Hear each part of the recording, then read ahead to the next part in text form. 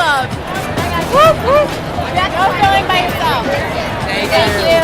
We've done the horse thing. Like, I've been doing the horse thing since I was 4, and I've never been to Preakness. I've been to the Derby, I've been to Belmont, so I get to come to the one in the middle. I'm excited. I've been to the Preakness 6 times already, and every time I've been let down. So last year I dressed up as California Chrome, so here's hoping to American Pharoah to go for all 3.